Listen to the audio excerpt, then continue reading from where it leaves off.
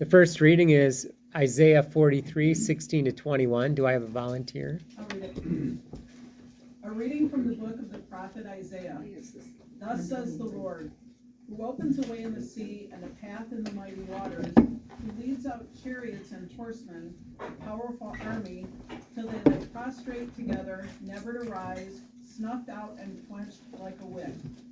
Remember not the events of the past, the things of long ago consider not. See, I am doing something new. Now it springs forth. Do you not perceive it? In the desert I make a way, in the wasteland rivers. Wild beasts honor me, jackals and ostriches, for I put water in the desert and the rivers in the wasteland for my chosen people to drink, the people whom I formed for myself, that they might announce my praise. The word of the Lord. Thanks be to God.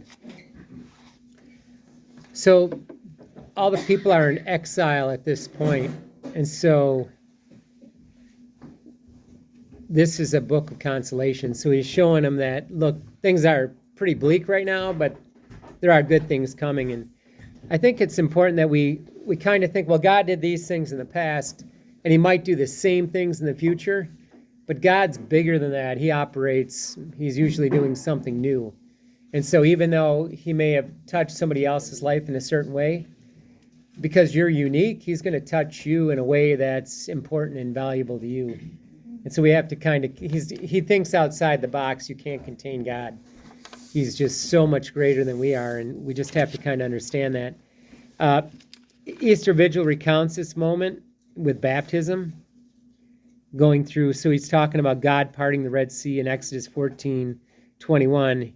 The Lord who opens a way in the sea and a path in the mighty waters, who leads out chariots and horsemen, a powerful army, till they lie prostrate together, never to rise. So he's talking about how the water crushed them and they no longer could come out of that. So human forces are weak compared to God. We may think, oh, you know, this army, whatever, is so great, but it's nothing compared to God. And actually, there was the one story where there was just 300 men and there was, I don't know, I think 10,000. And which prophet was it? I'm pretty sure, I think it was either, I thought it was one of the kings. But anyways, he said, those that are with us are greater than those that are against us. And he had a glimpse of all of God's chariots and armies that were behind him. And it was just amazing. Like Gideon? Yeah, it might have been. It was during that time frame.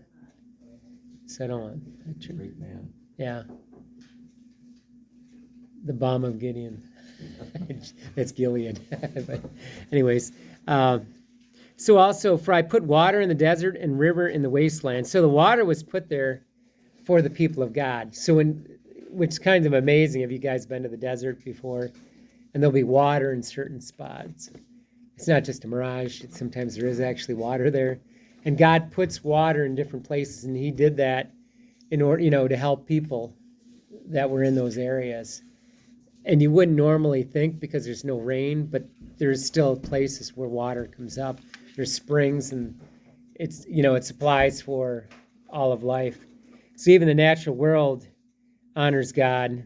And so we should have this gratitude and praise for God. And it's actually a form of mercy that he provides for us. And God even causes the rain to fall on the good and the evil alike. We see that here today. But God has rain. Even people that may not, you might think, well, they're terrible people, but God still gives them rain and sun, so they can live. And God is slow to anger, which is good, because he allows us time to change. He allows us time to get right with him. And he's continually drawing us to him. So we have to understand that, we can't presume, oh, God hasn't done anything to punish me yet, so I'm in the clear.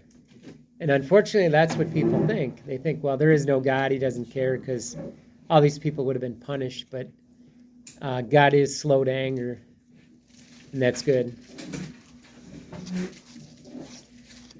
Alrighty,